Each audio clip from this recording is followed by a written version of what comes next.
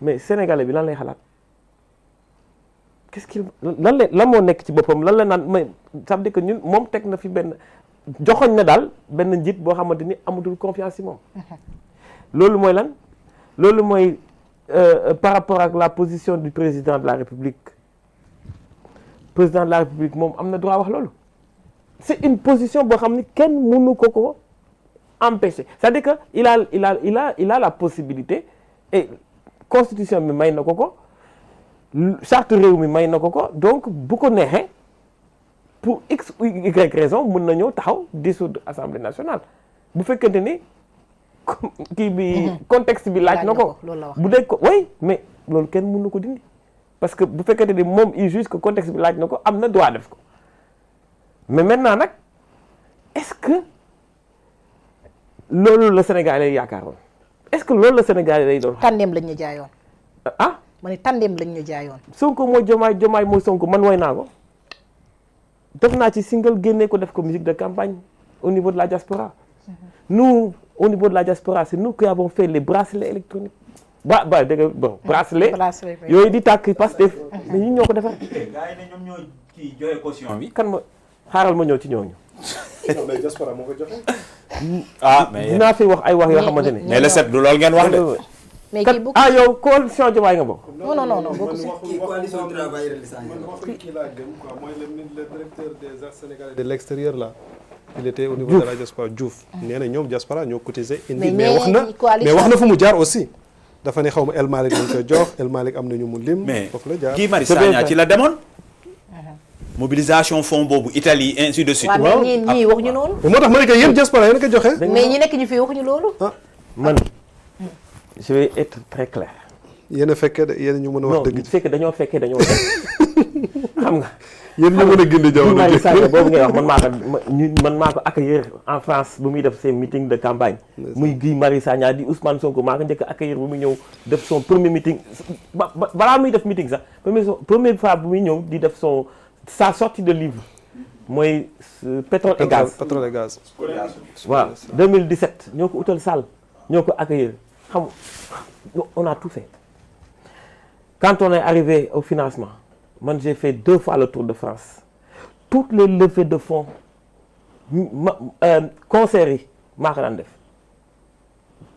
tout le monde imagine moom mi ngi fi ci internet moom ko bëgg gis da nga ko gis c'est moi qui ai fait toutes les levées de fonds c'est-à-dire que foofu kenn mënu ma faa jaar fenn te mën du ma taxaw fii di wax loo xam ne amul. donc on a fait toutes les sections ak les comment on les appelle encore les coordinations de Pastef France Europe c'est-à-dire que man dama doon déplacer Nantes Montpellier Lyon Rennes fu nekk di récolter les fonds jëbal ko Sénégal donc man boobu gisuma coalition Diomaye Faye non da ngay qu'on se dise les vérités les archives sont là loolu kenn mënu ko en peu de temps comme ça ne da ngay jël balaye ko léegi intelligence artificielle day mën na changer quoi. non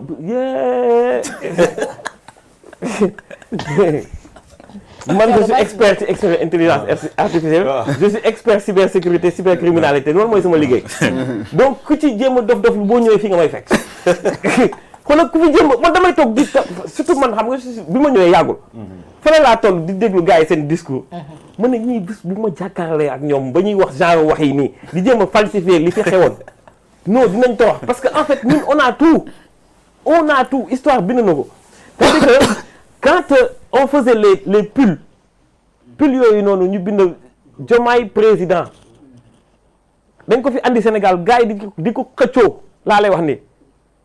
ah ok kon foofu la jógee quoi. oui te mën naa la wax fournisseur bi sax fan la Chine lañ ko defaree ataay bu neex laa doon xaar trop bon merci waay. xoolal non ça c'est lii wuu dina ma gën a boostaat ma gën a raakaaju sax xaaral nañ dem Diomaye pull yi xool noo génne ko en attendant les pulls les t-shirts les bracelets ak les casquettes bracelet lépp la ñu defar andi ko Sénégal on a commandé ça en Chine xaalisu diaspora moo ko def xaalisu Sénégal dugg fa. bracelet xalaatu Diomaye Boubacar, s'il mais vous plaît. non attention dëgg la Diomaye amoon na moom moo doon diriger le MONCAP. lu ñuy wax c'était le le MONCAP secrétaire général du parti. non attends borom bopp la de. loolu moom dama la koy wax léegi. c'est-à-dire que le cerveau de pas mal de choses le MONCAP moo ko doon diriger. c'est-à-dire que lu ñuy wax les mouvements des cadres. du parti. c'est kon lui de Diomaye gàcce ngaalaama. non. moo ko njëkk a takkal Ousmane Sonko moo ko non c'est vrai non période bu metti sax période bu Ousmane Sonko mu ngi ci lu metti sax. parce que ñoom ñaar ñu toog. mu koy woon bracelet Sonko di xool. waaw El Malick mu ngi su bracelet électronique. waaw ñoom ñu tuddee ko bracelet de libération. kon waa Pastef maandu leen si diggante Diomaye ak Sonko li Sonko wax rek maandu leen. mais est-ce que Pastef yi dugg nañ si quand même. non jàll nañ. non si Pastef am na ñu si dugg nag. man je raconte les choses telles qu'elles sont. l'histoire kenn waru ko falsifier. Guy Marius Sagna il est venu on a fait les levées de fonds en Italie les levées de fonds à Paris levées de fonds yi gars yi dañ doon def benn tableau benn écran bu ngand lañ doon teg Pastef Italie attention joxe na 200 000 euros léegi Pastef France nag attention Pastef Italie mu ngi leen di raw acca xoolal comme ni ñuy def aux enchères gars yi commencé di yónnee xaalis man j'ai des gens yoo xamante ni dañu dugal ay sommes yu graaw ci biir affaire bi des amis que j'ai amené. mais looloo indi sax ñu dissoudre Pastef parce que Antoine Diome dafa ne xaalis yuy jóge bitim réew. voilà mun nañ ko considérer comme financement extérieur. oui te parti loolu dañ ko tere. occulte financement occulte yooyu lañ doon wax ñu ne ñu dañ ko génnee te dañ doon wax sama dama doon reetaan parce que à l'époque il disait que ñii ay salafistes ñoo leen di. terroriste mais c'est pas sérieux. waaw xaalis bu jógee Qatar. exactement nee nañu xaalis bu jógee Qatar ñun dañu man maa ngi ci groupe yi je suis dans plein de groupes yoo xamante ne gars yi dañu doon ne attention gars yi il faut que ñu relever le défi avant minuit il faut que ngeen dugal xaalis ku nekk di jéem a dugalaat woo leen seen gars yi woo leen patriotes yi woo leen léeg-léeg boobu ana coalition bi finance bi ñu wax noonu. nous à nous tout seul Paris rek on a fait plus de 200 millions dugal ko Paris kese non France Pastef France bu lu ñu regroupé ci xaalis mat na 200 millions mu jaar ci benn canal bu ñuy wax Kopar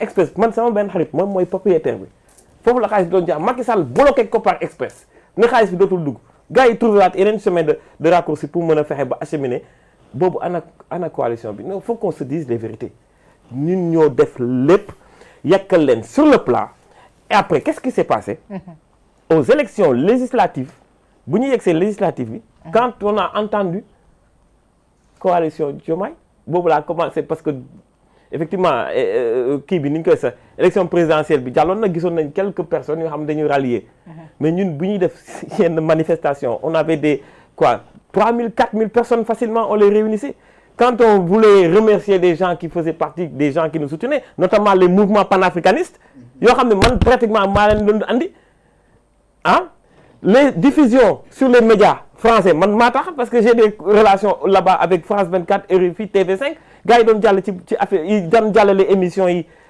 au niveau de les interviews et les images mais man maa leen doon jox information yi après qu'est-ce qui s'est passé bi ñu gisee ni ñooñu il pesait pas lourd.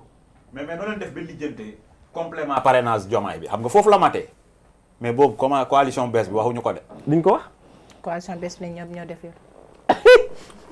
non c'est que quand j'entends ça man ça me fait doucement rigoler parce que gis nga bu ñu ñëwee ñii coalition bu ñu doon ñëw ci suñu événement yi ak ñu mel noonu da ngay gis 10 personnes wala 5 personnes ñu ne ñii ci coalition bi lañ bokk. ils ne pèsent absolument rien. c'est il faut rétablir les choses. Ça veut pas dire que dama leen di kii. mais d'après vous est-ce que ça est-ce que ñoom am nañ benn poids bu ñu apporter ci. si ici au niveau du Sénégal parce que gis naa leen ci campagne bi. am na ñoo xamante ni gis naa leen ils ont am na ñu financé comme Abdourahmane Diouf parce que man son coordinateur en France je le connais il s'appelle Chamsidine man on était tout le temps ensemble ci manifestation yi ak ci événement yi man je sais que génne nañu xaalis ñoom seen génne nañu xaalis surtout au niveau d'ici mais logistiquement ci seen tournée yi ñoom ñi woon ci biir mais ñoom ils sont venus à la fin complètement boobu fekk liggéey nañu lépp ba pare ñoom dañu ñëw rek accompagner dooleel mais je ne salis pas seen combat c'est noble mais dire aujourd'hui que le gars il se permet de xaw ma nu tudd Diouf boobu taxaw ci télé bi ne ñoom ñoo c'est eux qui ont fait ça là déedéet Abdourahmane Diouf moo taxaw ci télé bi ne ñu ñoo fal. As mooy Diomaye.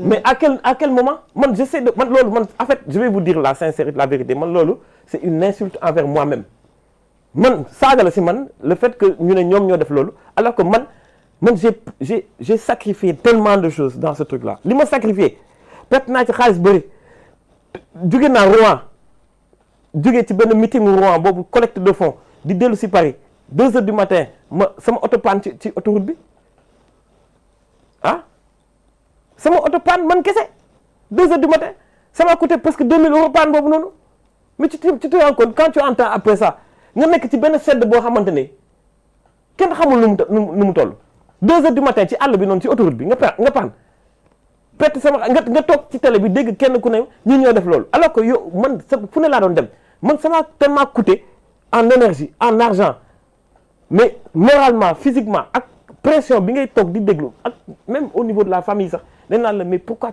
tu te fatigues pour ça man je me fatigue pas pour des personnes je me fatigue pour le Sénégal. L'avenir du Sénégal m'a toujours préoccupé depuis mes premières sorties d'album boobu temps xaw ma Sonko xaw ma Diomaye je l'ai fait pour le Sénégal j'étais à Y'en a marre j'étais à Wade dégage j'ai jàppale naa Macky Sall tu vois. xeex nga Abdou Diouf. Boobu xale laa woon nag tuuti mais. révolutionnaire rek lay nekk. depuis tout le temps. waaw Abdou Diouf man nelawkat laa ko jàppee woon à l'époque bon après tu sais j'avais pas l'âge de voter et cetera bu muy kii mais j'étais un peu un révolutionnaire passif. parce que jamono boobu bu ñu rappelé bu baax a baax c'était la montée en puissance des rappeurs. oui avec le groupe bi fi woon rang bi dematul. voilà dem xam nga dematul. donc lu ñuy wax rek xam nga ñun tamit nii nga bëggee nañ la quoi tey la yàlla tudd ñu daje ak yow mais ñun tamit jéem nañu rap xam nga. mais comme ça li mu wax rek xëy na dañu rap te avancé wuñu.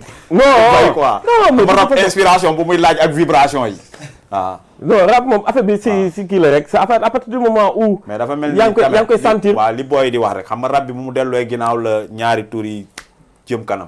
mais c'est ça le problème aussi. loolu tamit bon mais dafa am benn moment boo xam dañ fa tollu et que gars yi ñoo am ay lobby yoo xam ne dañuy promouvoir yenn affaires yi. qui fait que am na ñoo xam ne tamit dañ ciy gagner xaalis. waaw tout ça c'est xam nga lu may woowee la musique alimentaire.